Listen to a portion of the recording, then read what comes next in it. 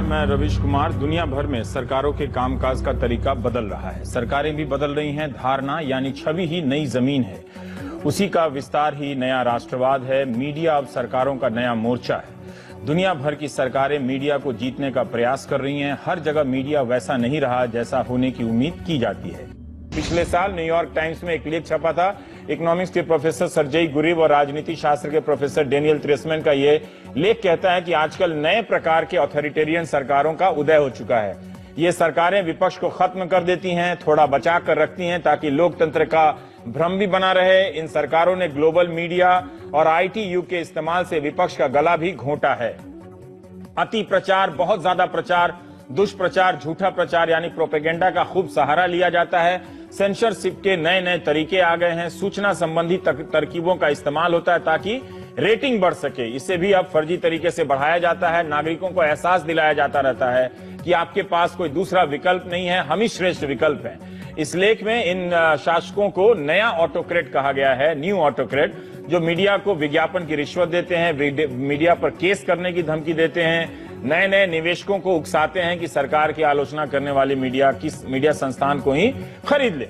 Media पर नियंत्रण इसलिए जरूरी है कि अब सब कुछ धारणा है, परसेप्शन, धारणा आपकी मतलब ख्याल में होना चाहिए, लगना चाहिए कि हाँ ये हो रहा है। लगातार विज्ञापन और भाषण आपको यकीन दिलाते रहते हैं कि हो रहा है। जमीन पर भले वो नजर ना आए लेकिन आप यकीन करने लगते हैं कि हो रहा है। नमस्कार, मैं रवीश कुमार। पत्रकार को चमचा होने की जरूरत नहीं है, उसे संदेहवादी होना चाहिए। मतलब सरकार के हर दावे को संदेह की निगाह से देखे। यह वाक्य अमेरिका के अस्ताचल राष्ट्रपति ओबामा का है। पद छोड़ने से 48 घंटे पहले ओबामा ने व्हाइट हाउस के पत्रकारों से बात करते हुए अंग्रेजी में इस वाक्य को यूं कहा, you are not suppose to be sycophants, you are suppose to be sceptics.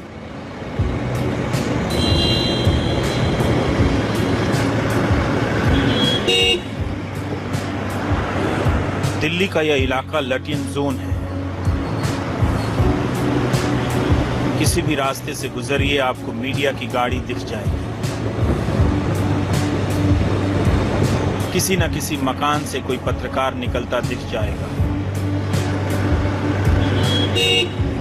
यही वो इलाका है जहां राष्ट्रीय स्तर पर छा जाने वाले राजनीतिक बयानों का उत्पादन होता है। यही वो इलाका है जहां अब सवालों का राष्ट्रीय उत्पादन बंद हो गया है।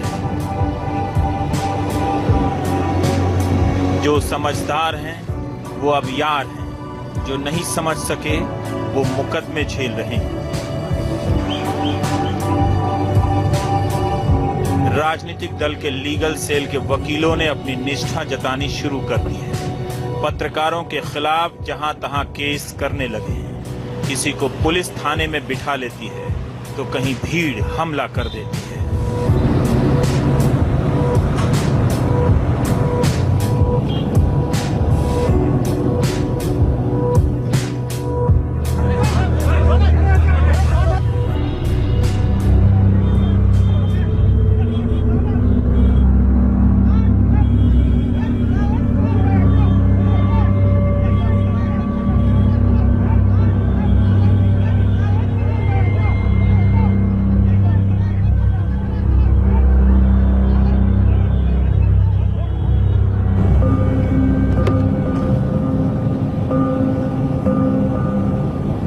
सवालों की हालत खराब है।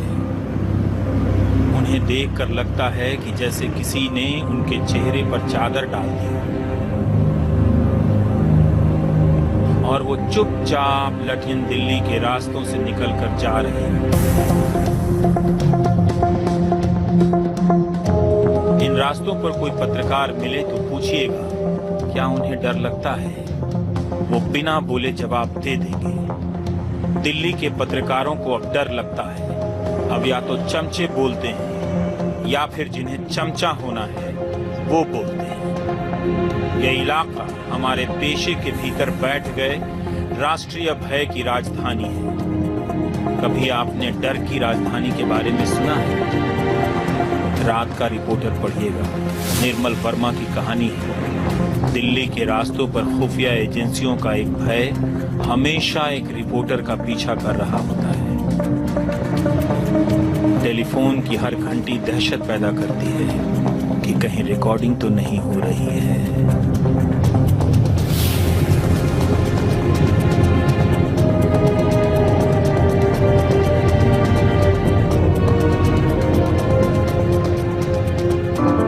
बीबीसी हिंदी के कार्टूनिस्ट कीर्तिश की कलम का यह कमाल नहीं है, उसकी कलम की वेदना है। टीवी जो आपके घरों में सत्य या तथ्य का संदेशवाहक था, अब वो आपके घरों में सरकार का प्रचारक है। हिंदुस्तान में अब दो ही हुजूर हैं, एक हुजूर और दूसरे जी हुजूर। जी हुजूर की संख्या जरा ज्यादा है, जी हुजूर भी अपने आप में हुजूर से कम नहीं। इससे पहले कि लोग समझ जाएं, वो आपके सामने सेना के सम्मान का सवाल खड़ा कर देते हैं। बस एक सवाल पूछिएगा, सेना को न्यूज एंकर की जरूरत क्यों पड़ रही है, या एंकर को सेना की जरूरत है? सेना जिन लोगों की हिफाजत के लिए बलिदान देती है, उन गरीब किसानों के लिए क्या आपने इनमें से कभी किसी एंकर को लड़ते चिल्लाते देखा है? बस यही एक सवाल कर लीजिएगा। भारत की मीडिया पर बने ये कार्टून आपको समझ आ जाएंगे।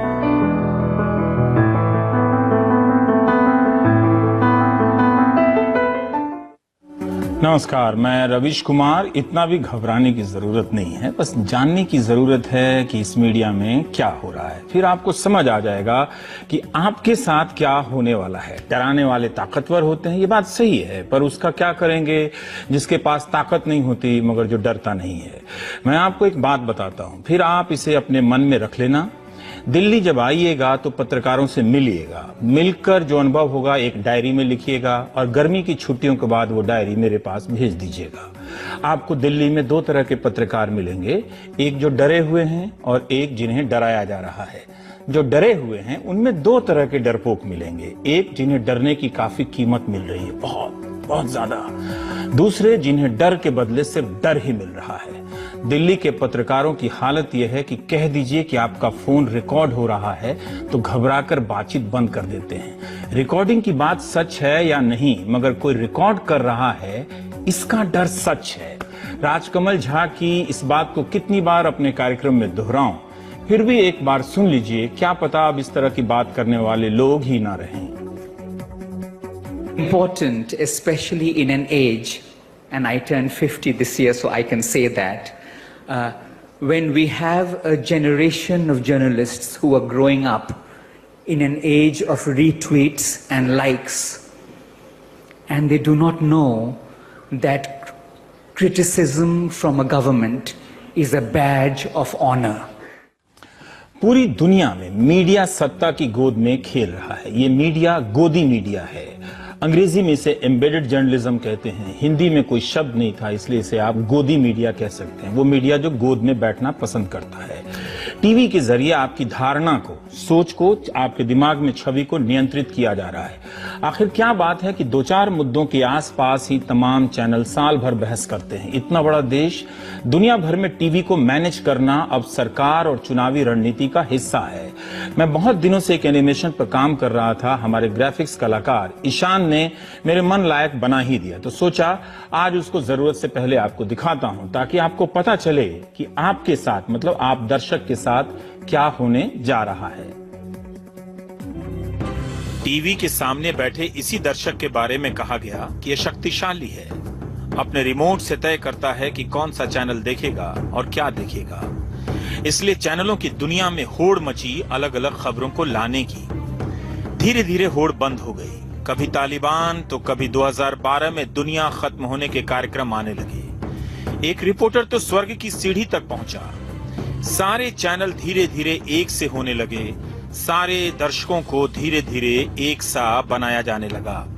चैनल बदलना ना बदलना एक ही बात, चारों तरफ वही मुद्दे, वही दलीलें। एक बार एजेंडा तय हो गया, उसे प्रोपेगेंडा में बदलने के लिए चैनल चल पड़ते हैं। क्या यह सिर्फ संयोग होगा कि कई चैनल दो चार मुद्दों के आसपास ही दिन रात बहस करते रहते हैं? टीवी एक ईंट बनता जा रहा है, ईंट के ऊपर ईंट, टीवी के ऊपर टीवी, चैनलों के ऊपर चैनल। दर्शक के आसपास एक कुआं बन गया है। कुएं की दीवार ऊंची होती चली गई है। वो धारणा के इस अंधेरे कुएं में बंद होने लगा है। कुआं अब सुरंग हो गया है। आपकी सोच उस स्क्रीन का विस्तार बन जाती है जो आप देख रहे होते हैं। वैसा ही आप सोचने लगते हैं, वैसा ही आप कहने लगते हैं। यहाँ बैठे बैठे दर्शक को अब दो चार बातें ही मालूम हैं, या वही मालूम है जिसे बताए जाने का फैसला हुआ है। इस कुएं में बंद दर्शक के दर्शक होने का अस्तित्व मिट गया है। आप दर्शक नहीं रह गए हैं। मौत का कुआं आपने देखा होगा मेले में। ये जो आप देख रहे हैं लोकतंत्र में जनमत की मौत का कुआं है। मीडिया कंट्रोल के दौर में रिमोट कंट्रोल का कोई मतलब नहीं रह गया। पोलैंड में मैं कभी गया नहीं और लगता भी नहीं कि कभी जा पाऊंगा। 1981-82 की एक घटना है। हानिया एम फेदरोविच का लिखा एक पेपर है जिसका टाइटल है the war for information, the Polish response to martial law. Hindi वाले भी पढ़ते हैं कभी कभी। 12 दिसंबर 1981 की आधी रात पोलैंड में मार्शल लॉ लगा था। हिंदी में आपातकाल, कम्युनिस्टों वाला आपातकाल था वो। इस रिसर्च के जरिए यह देखने का प्रयास किया गया जब सूचनाओं पर सरकार का नियंत्रण हो जाता है तब समाज क्या मर जाता है या उसके भीतर किस तरह की प्रतिक्रिया होती है। क्या दर्शकों का एक बात सुनते सुनते दिमाग पक जाता है, और अगर पक जाता है तो वो क्या करते हैं? आम की तरह टपक पड़ते हैं या कुछ और करते हैं? अभी जिस एनिमेशन से आपको बता रहा हूं वो यूं समझिए कि पोलैंड में जब टीवी पर एक ही बात आने लगी, सैनिक मिलिट्री रूल की बात आने लगी, सरकार की जी हुजूरी आने लगी, तो लोगों ने एक नायाब तरीका निकाला। स्वीडनिक और लुब्लिन, ये दो नाम के शहर हैं जो शाम के वक्त लोग अपने टीवी सेट को खिड़की की तरफ मोड़ दिया करते थे और आवाज आती थी ताकि खुफिया एजेंसी को लगे कि लोग टीवी देख रहे हैं, और जनता जो है वो घर से बाहर निकल जाया करती थी अपने कुत्तों को लेकर टहलाने के लिए। हजारों लोगों ने जब ऐसा ही करना शुरू कर दिया, टीवी तो चल रहा होता था मगर लोग बाहर टहल रहे होते थे। 36-37 साल पहले की जनता इतनी रचनात्मक थी, दर्शकों को यही बताना था कि कोई नहीं देख रहा है। गुस्से में प्रशासन ने बदला लेना शुरू कर दिया। शाम के वक्त बिजली काट दी, पानी का कनेक्शन काट दिया गया। जब इससे भी बात नहीं बनी तो सरकार ने यहां तक नियम बना दिए कि शाम के वक्त सड़कों पर कितने लोग घूमा करेंगे, कितने लोग घरों में रहेंगे, ताकि कुछ लोग घर पर बैठकर टीवी पर चलने वाला प्रोपेगेंडा देख सकें। नतीजा यह हुआ कि और भी बड़ी संख्या में लोग सड़कों पर टहलने के लिए निकलने लगे पोलैंड में। हिंदी का पत्रकार इतना ग्लोबल हो जाए चलता है। पटना के एपिसोड में पोलैंड का उदाहरण, पर देखिए एक समाज कैसे सरकार की खुशामद करने वाली मीडिया से लड़ता है।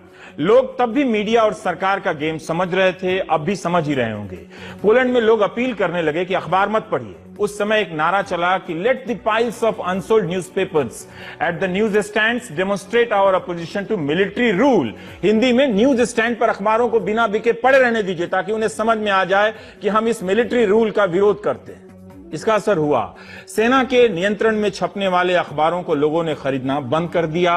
80% जो अखबार छपते थे वहीं पड़े के पड़े रह गए। पोलैंड की जनता को आज तक अपना वो अतीत याद है। 2016 में पोलैंड की सरकार ने प्रेस की आजादी को नियंत्रित करने के लिए कुछ नियम बनाए। सरकार चाहती थी कि 4-5 टीवी चैनल के रिपोर्टर ही संसद कवर करें जो उनकी खुशामद करते थे।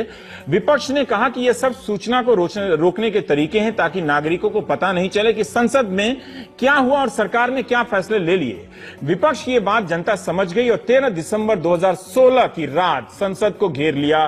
संसद के अहाते में जनता पहुंच गई। उस दिन पोलैंड में मार्शल लॉ लगने की 56वीं बरसी थी। सोमवार सुबह खबर आई कि एनडीटीवी के प्रोमोटर डॉक्टर प्रणय रॉय और राधिका रॉय के घर पर सीबीआई ने छापे डाले हैं। सीबीआई ने भी प्रेस रिलीज जारी कर बताया कि एफआईआर की गई है। गोदी मीडिया के कुछ हिस्से बिना तथ्यों की जांच किए उतावले हो गए। व्हाट्सएप यूनिवर्सिटी के जरिए तरह तरह की अफवाहें फैलाई जा रही हैं। मुझे भी इतने सारे गंदे अपशब्दों में गालियां दी जा रही हैं। कुछ का नमूना फेसबुक पेज पर डाल दिया है ताकि भारतीय संस्कृति के इन विरासतों को हम संभाल कर रखें। आप जानते हैं कि सोशल मीडिया पर एनडीटीवी के बारे में निरंतर अफवाह फैलाई जाती रहती है। सुबह ही एनडीटीवी ने बयान जारी कर दिया था कि हम डरने वाले नहीं हैं, फर्जी मामलों से नहीं डरेंगे। शाम को एक विस्तृत बयान भी आया जिसे मैं पढ़ दे रहा हूं। बयान यूं है कि यह बड़ा हैरान करने वाला है कि सीबीआई ने बिना किसी शुरुआती जांच के एनडीटीवी के दफ्तरों और उसके प्रमोटर्स के घरों की तलाशी ली। यह प्रेस की आजादी पर खुला राजनीतिक हमला है। सूत्रों ने पुष्टि की है कि सरकार के दबाव में सीबीआई को एक भ्रष्ट व्यक्ति की गलत शिकायत के आधार पर एफआईआर दायर कराने के लिए मजबूर किया गया। यह व्यक्ति एनडीटीवी से असंतुष्ट उसी का एक पूर्व कंसल्टेंट संजय दत्त है, जो झूठे आरोप लगाता रहा है और उनके आधार पर अदालतों में केस दायर करता रहा है। संजय दत्त अभी तक इनमें से किसी भी अदालत से कोई भी आदेश लाने में नाकाम रहा है। कानून के जानकार हैरान हैं कि जहां अदालतें इतने सालों तक उसकी शिकायतों पर आदेश देने से इनकार करती रहीं, वहीं सीबीआई ने उसकी एक निजी शिकायत पर छापे डाल दिए। ये आरोप उस एक लोन से जुड़ा लगता है जिसे प्रणय रॉय और राधिका रॉय ने 7 साल पहले ही चुका दिया था। इसे साबित करने के लिए दस्तावेज हैं जो पूरा कर्ज चुका दिया गया है। ये दस्तावेज प्रेस रिलीज के साथ भेजे गए हैं। दस्तावेज संलग्न हैं ऐसे समय जब कई उद्योगपतियों ने लाखों करोड़ों रुपए का बकाया नहीं चुकाया है। वो मैच देख रहे हैं इंग्लैंड में और उनमें से किसी के खिलाफ सीबीआई ने कोई आपराधिक केस दर्ज नहीं किया है। तब सीबीआई ने न सिर्फ एक एफआईआर दर्ज की है बल्कि ऐसे लोन के लिए तलाशी ली जिसे आईसीआईसीआई बैंक को विधिवत पूरी तरह से चुकाया जा चुका है। ऊपर से आईसीआईसीआई भी एक प्राइवेट बैंक ही है। ये आरोप सेबी और अन्य रेगुलेटरी संस्थाओं को जानकारी नहीं दी गई न केवल झूठा है और गलत है, बल्कि इससे सीबीआई को केस दर्ज करने और तलाशी लेने का अधिकार भी नहीं मिलता है। इससे यह तथ्य स्पष्ट है कि सीबीआई की यह सर्च स्वतंत्र मीडिया को जानबूझकर निशाना बनाने की कोशिश है। एनडीटीवी और इसके प्रोमोटर्स ने आईसीआईसीआई बैंक या किसी और बैंक का लोन चुकाने में कोई डिफॉल्ट नहीं किया है। हम ईमानदारी और आजादी के उच्चतम मानदंडों का पालन करते हैं। यह साफ है कि एनडीटीवी की टीम की आजादी और निडरता को सत्तारूढ़ पार्टी के नेता पचा नहीं पा रहे हैं और सीबीआई का छापा मीडिया का मुंह बंद करने की एक और कोशिश है। राजनेता हम पर चाहे जितना भी हमला करें, हम भारत में मीडिया की आजादी की लड़ाई से पीछे नहीं हटेंगे। तो नेता चाहे जितना हमला करें, हम पीछे नहीं हटेंगे लड़ाई से। ये अंतिम वाक्य है। इसमें एक वाक्य अपनी तरफ से जोड़ दे रहा हूं। पोलैंड की जनता की तरह लड़ाई का कुछ फर्ज आप भी अदा कीजिए।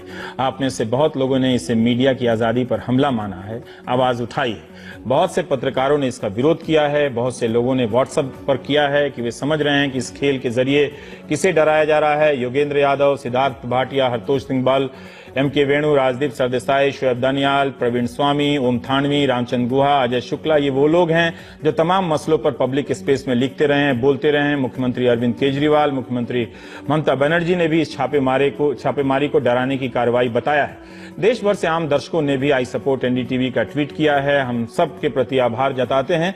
वेंकैया नायडू ने कहा है कि अगर कोई मीडिया में है, गलत काम करता है, तो इसका मतलब ये नहीं कि सरकार चुप बैठेगी। अधिकारी अपना काम कर रहे थे, उसमें कोई राजनीतिक हस्तक्षेप नहीं है।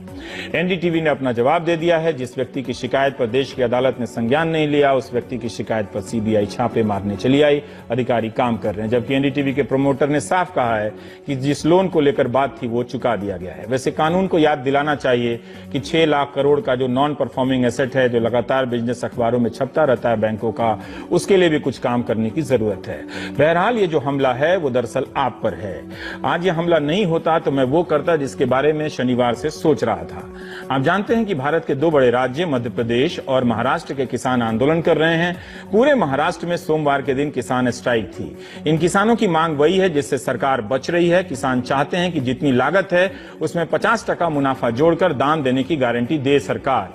बीजेपी ने अपने घोषणा पत्र में भी यही वादा किया था। यही नहीं, किसानों के सारे कर्जे माफ हों, यह भी इनकी मांग है। 1 महीना पहले अहमदनगर महाराष्ट्र के गांव कुंतांबा की ग्राम सभा में यह प्रस्ताव पास हुआ। धीरे धीरे महाराष्ट्र के कई गांवों से की ग्राम सभाओं में यह प्रस्ताव अपने आप पास होने लगा। 1 जून से महाराष्ट्र में भयंकर किसान स्ट्राइक हुई। इसके तहत किसानों ने शहरों को फल, दूध और सब्जी की सप्लाई रोक दी। बीच में खबर आई कि हड़ताल टूट गई, मगर इस स्ट्राइक के कोऑर्डिनेशन कमेटी के डॉक्टर अजीत नवले ने कहा कि स्ट्राइक चालू है। मध्य प्रदेश में भी किसानों ने इसी तरह की स्ट्राइक की है। वहां हड़ताल समाप्त होने की खबर है। वहां भी किसान पूछ रहे हैं कि मंडी में हमें 1 रुपए किलो प्याज का दाम मिलता है, उसी को हम 20 रुपए किलो खरीदते हैं। ऐसा क्यों हो रहा है? दावे के साथ तो नहीं कह सकता, मगर शायद ही कोई चैनल किसानों के पक्ष में खड़ा हुआ होगा। सरकार से पूछा होगा कि 3 साल हो गए, आपने वादा किया था कि उत्पादन लागत में 50% मुनाफा जोड़कर दाम देंगे, वो कब देंगे? जब भी ऐसी आवाज आती है, नेशनल मीडिया के सामने दूसरे मसले खड़े कर दिए जाते हैं। सेना के मसले होने पर चर्चा होने से आप शक भी नहीं करते कि किसानों के मसले पर चर्चा रोकी गई है। आप क्या हम भी चाहते हैं कि सेना के मसले पर ही चर्चा हो, मगर इसी तरह रोज आम आदमी से जुड़े सवाल राष्ट्रीय मीडिया से बाहर कर दिए जाते हैं। एक व्यक्ति को लेकर घंटों चर्चा होती है, लाखों किसानों को लेकर 1 घंटे की भी बहस नहीं होती है। इसलिए आपके लिए जानना जरूरी है कि मीडिया में क्या हो रहा है। अमेरिकन प्रेस कोर अमेरिका के पत्रकारों का एक बड़ा संगठन है, जिसका सेंटर न्यूयॉर्क के कोलंबिया यूनिवर्सिटी के भीतर है। ये हर तरह के न्यूज संगठन और विचारधारा वाले पत्रकार इसमें हैं। इन्होंने राष्ट्रपति को लिखा एक चिट्ठी कि आदरणीय राष्ट्रपति जी, जब वो चुनकर आए थे, आपके कार्यकाल के शुरू होने के अंतिम दिनों में हमने अभी ही साफ कर देना सही समझा कि हम आपके प्रशासन और अमेरिकी प्रेस के रिश्तों को कैसे देखते हैं। हम मानते हैं कि दोनों के रिश्तों में तनाव है। रिपोर्ट बताती है कि आपके प्रेस सचिव व्हाइट हाउस से मीडिया के दफ्तरों को बंद करने की सोच रहे हैं। आपने खुद को कवर करने से कई न्यूज संगठनों को बैन कर दिया है। आपने ट्विटर पर नाम लेकर पत्रकारों पर ताने कसे हैं, धमकाया है। अपने समर्थकों को भी ऐसा करने के लिए कहा है। आपने एक रिपोर्टर का यह कहकर मजाक उड़ाया है कि उसकी बातें इसलिए अच्छी नहीं लगी कि वो विकलांग है। हमारा संविधान प्रेस की आजादी का संरक्षक है। उसमें कहीं नहीं लिखा है कि राष्ट्रपति कब प्रेस कॉन्फ्रेंस करें और प्रेस का सम्मान करें। प्रेस से संबंध रखने के नियम आपके होंगे, हमारा भी यही अधिकार है, क्योंकि टीवी और अखबार में वो जगह हमारी है जहां आप प्रभावित करने का प्रयास करेंगे। वहां आप नहीं, हम तय करते हैं कि पाठक, श्रोता या दर्शक के लिए क्या अच्छा रहेगा। अपने प्रशासन तक रिपोर्टर की पहुंच समाप्त कर आप गलती करने जा रहे हैं। हम सूचना हासिल करने के तरह तरह के रास्ते खोजने में माहिर हैं। आपने अपने अभियान के दौरान जिन न्यूज संगठनों को बैन किया था, उनकी कई रिपोर्ट बेहतरीन रही है। हम इस चुनौती को स्वीकार करते हैं। पत्रकारिता के नियम हमारे हैं, आपके नहीं होंगे। हम चाहे तो आपके अधिकारियों से ऑफ रिकॉर्ड बात करें या ना करें। हम चाहे तो ऑफ रिकॉर्ड ब्रीफिंग में आए या ना आए। अगर आप ये सोचते हैं कि रिपोर्टर को चुप करा देने या भगा देने से स्टोरी नहीं मिलेगी, तो गलत है। हम आपका पक्ष लेने का प्रयास करेंगे, लेकिन हम सच्चाई को तोड़ने मरोड़ने वालों को जगह नहीं देंगे। वे जब भी ऐसा करेंगे, हम उन्हें भगा देंगे। यह हमारा अधिकार है। हम आपके झूठ को नहीं दोहराएंगे, आपकी बात छापेंगे, लेकिन सच्चाई का पता करेंगे। आप और आपका स्टाफ व्हाइट हाउस में बैठा रहे, लेकिन अमेरिकी सरकार काफी फैली हुई है। हम सरकार के चारों तरफ अपने रिपोर्टर तैनात कर देंगे, आपकी एजेंसियों में घुसा देंगे और नौकरशाही से खबरें निकाल लाएंगे। हो सकता है कि आप अपने प्रशासनिक इमारतों से आने वाली खबरों को रोक लें, लेकिन हम आपकी नीतियों की समीक्षा करके दिखा देंगे। हम अपने लिए पहले से ज्यादा कहीं ज्यादा ऊंचे मानक कायम करेंगे। हम आपको इसका श्रेय देते हैं कि आपने मीडिया की गिरती साख को उभारा है। हमारे लिए भी यह जागने का समय है। हमें भी भरोसा हासिल करना होगा। हम इसे सही साहसिक रिपोर्टिंग से हासिल कर लेंगे, अपनी गलतियों को मानेंगे और पेशेवर नैतिकता का पालन करेंगे। ज्यादा से ज्यादा आप 8 साल ही राष्ट्रपति के पद पर रह सकते हैं, लेकिन हम तो तब से हैं जब से अमेरिकी गणतंत्र की स्थापना हुई है। इस महान लोकतंत्र में हमारी भूमिका हर दौर में सराही गई है, तलाशी गई है। आपने हमें मजबूर किया है कि हम अपने बारे में फिर से यह बुनियादी सवाल करें कि हम कौन हैं, किस लिए हैं यहां। हम आपके आभारी हैं। अपने कार्यकाल के आरंभ का अब आप लुत्फ उठाइए। द प्रेस कोर, ये उसका बयान था। तो ये अमेरिकी पत्रकारों का था। हिंदुस्तान के पत्रकारों का अभी वो ताकत नहीं आया, लेकिन कई ऐसे पत्रकार हैं, वेबसाइट हैं, जो इन सरकारों के, कई सरकारें बोलता हूं मैं, क्योंकि राज्यों में भी यही हालत है, उसके आगे जाकर वो खबरें लाने की कोशिश कर रहे हैं। और आप जो दिन रात विज्ञप्ति लेकर घूम रहे हैं, आपकी बात मीडिया तक नहीं पहुंच रही है। तो ये कहानी है। जेफरसन ने यह भी कहा कि मुझे, अमेरिका के राष्ट्रपति थे, कि अखबार और सरकार में से चुनना हो तो मैं अखबार चुनूंगा। यहाँ वो बात करने वाले लोग नहीं रहे, सब डर गए। डर की राजधानी दिल्ली के बाद हम इसरो की कामयाबी के बारे में चर्चा करेंगे। 15 साल की मेहनत का एक शानदार नतीजा आया है, उससे हम कैसे मुंह मोड़ लें। ब्रेक के बाद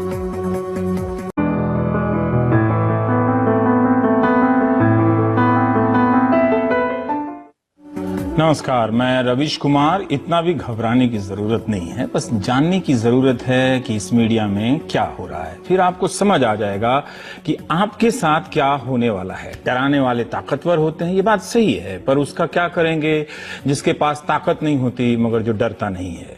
मैं आपको एक बात बताता हूं, फिर आप इसे अपने मन में रख लेना। दिल्ली जब आइएगा तो पत्रकारों से मिलिएगा, मिलकर जो अनुभव होगा एक डायरी में लिखिएगा और गर्मी की छुट्टियों के बाद वो डायरी मेरे पास भेज दीजिएगा। आपको दिल्ली में दो तरह के पत्रकार मिलेंगे, एक जो डरे हुए हैं और एक जिन्हें डराया जा रहा है। जो डरे हुए हैं उनमें दो तरह के डरपोक मिलेंगे, एक जिन्हें डरने की काफी कीमत मिल रही है, बहुत ज्यादा, दूसरे जिन्हें डर के बदले सिर्फ डर ही मिल रहा है।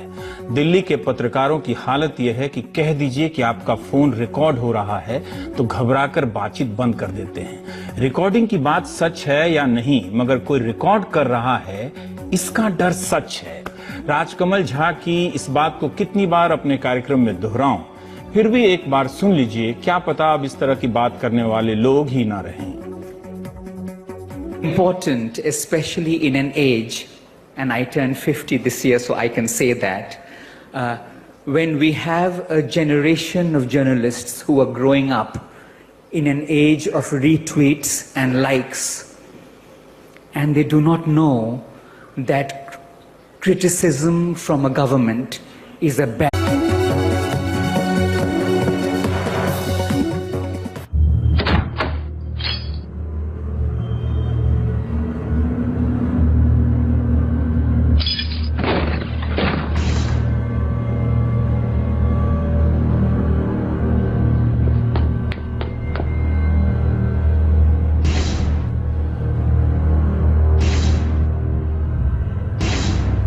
नमस्कार, मैं रविश कुमार। दुनिया भर में सरकारों के कामकाज का तरीका बदल रहा है, सरकारें भी बदल रही हैं। धारणा यानी छवि ही नई जमीन है, उसी का विस्तार ही नया राष्ट्रवाद है। मीडिया अब सरकारों का नया मोर्चा है। दुनिया भर की सरकारें मीडिया को जीतने का प्रयास कर रही हैं। हर जगह मीडिया वैसा नहीं रहा जैसा होने की उम्मीद की जाती है। पिछले साल न्यूयॉर्क टाइम्स में एक लेख छपा था। इकोनॉमिक्स के प्रोफेसर सर्जेई गुरिव और राजनीति शास्त्र के प्रोफेसर डेनियल त्रेसमैन का ये लेख कहता है कि आजकल नए प्रकार के ऑथोरिटेरियन सरकारों का उदय हो चुका है। ये सरकारें विपक्ष को खत्म कर देती हैं, थोड़ा बचा कर रखती हैं ताकि लोकतंत्र का भ्रम भी बना रहे। इन सरकारों ने ग्लोबल मीडिया और आईटी युग के इस्तेमाल से विपक्ष का गला भी घोंटा है। अति प्रचार, बहुत ज्यादा प्रचार, दुष्प्रचार, झूठा प्रचार यानी प्रोपेगेंडा का खूब सहारा लिया जाता है। सेंसरशिप के नए नए तरीके आ गए हैं। सूचना संबंधी तरकीबों का इस्तेमाल होता है ताकि रेटिंग बढ़ सके। इसे भी अब फर्जी तरीके से बढ़ाया जाता है। नागरिकों को एहसास दिलाया जाता रहता है कि आपके पास कोई दूसरा विकल्प नहीं है, हम ही श्रेष्ठ विकल्प हैं। इस लेख में इन शासकों को नया ऑटोक्रेट कहा गया है, न्यू ऑटोक्रेट, जो मीडिया को विज्ञापन की रिश्वत देते हैं, मीडिया पर केस करने की धमकी देते हैं, नए नए निवेशकों को उकसाते हैं कि सरकार की आलोचना करने वाले मीडिया संस्थान को ही खरीद ले। मीडिया पर नियंत्रण इसलिए जरूरी है कि अब सब कुछ धारणा है, परसेप्शन, धारणा आपकी मतलब ख्याल में होना चाहिए, लगना चाहिए कि हाँ ये हो रहा है। लगातार विज्ञापन और भाषण आपको यकीन दिलाते रहते हैं कि हो रहा है। जमीन पर भले वो नजर ना आए लेकिन आप यकीन करने लगते हैं कि हो रहा है। नमस्कार, मैं रविश कुमार। पत्रकार को चमचा होने की जरूरत नहीं है, उसे संदेहवादी होना चाहिए।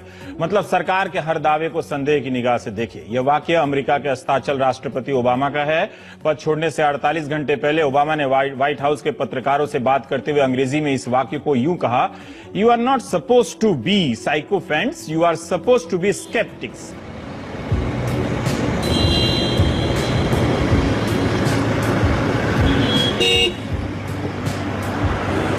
दिल्ली का यह इलाका लैटिन जोन है। किसी भी रास्ते से गुजरिए आपको मीडिया की गाड़ी दिख जाएगी। किसी न किसी मकान से कोई पत्रकार निकलता दिख जाएगा। यही वो इलाका है जहां राष्ट्रीय स्तर पर छा जाने वाले राजनीतिक बयानों का उत्पादन होता है। यही वो इलाका है जहां अब सवालों का राष्ट्रीय उत्पादन बंद हो गया है। जो समझदार हैं वो अब यार हैं, जो नहीं समझ सके वो मुकदमे झेल रहे हैं। राष्ट्रीय भय की राजधानी है। कभी आपने डर की राजधानी के बारे में सुना है? रात का रिपोर्टर पढ़िएगा, निर्मल वर्मा की कहानी है। दिल्ली के रास्तों पर खुफिया एजेंसियों का एक भय हमेशा एक रिपोर्टर का पीछा कर रहा होता है। टेलीफोन की हर घंटी दहशत पैदा करती है। कि कहीं रिकॉर्डिंग तो नहीं हो रही है।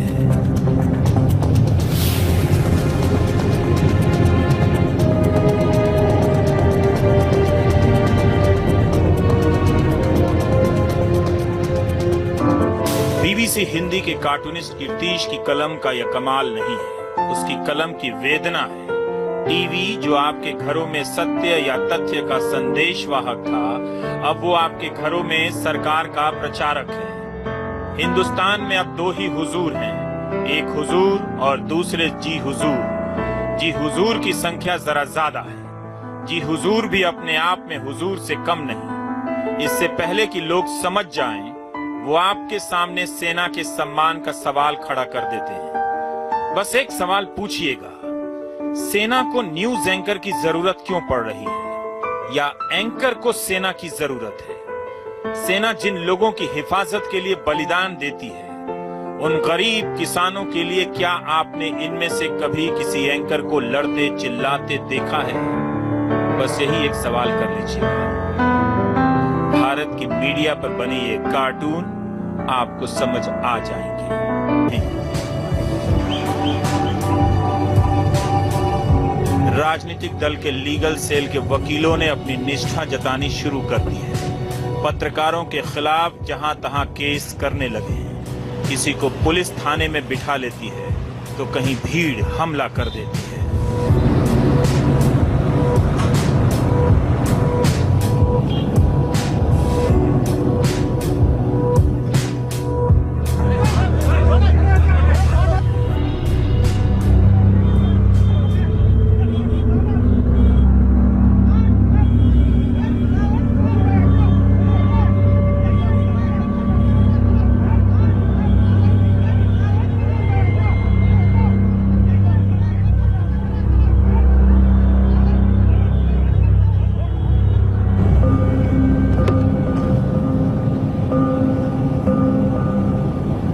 सवालों की हालत खराब है। उन्हें देखकर लगता है कि जैसे किसी ने उनके चेहरे पर चादर डाल दी और वो चुपचाप लठिन दिल्ली के रास्तों से निकलकर जा रहे हैं। इन रास्तों पर कोई पत्रकार मिले तो पूछिएगा, क्या उन्हें डर लगता है? वो बिना बोले जवाब दे देंगे। दिल्ली के पत्रकारों को अब डर लगता है। अब या तो चमचे बोलते हैं या फिर जिन्हें चमचा होना है वो बोलते हैं। ये इलाका हमारे पेशे के भीतर बैठ गए